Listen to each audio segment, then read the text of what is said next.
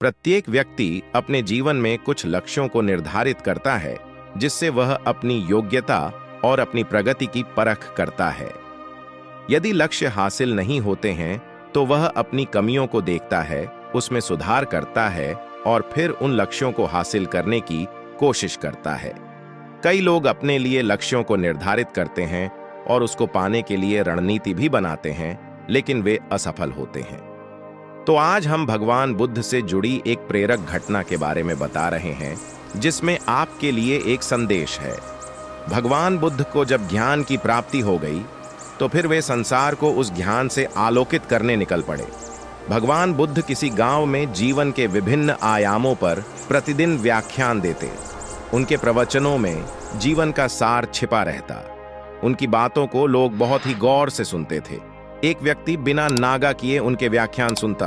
काफी समय बीत जाने के बाद भी उसने अपने अंदर कोई विशेष बदलाव नहीं पाया है।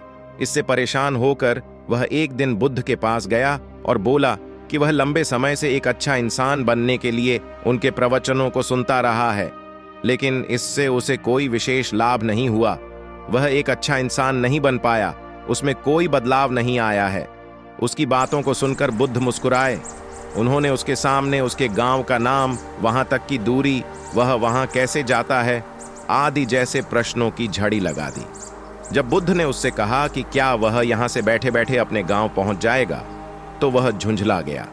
उसने कहा कि ऐसा तो बिल्कुल भी संभव नहीं, उसे वहां तक पहुंचने के लिए पैदल चलकर जाना ही होगा।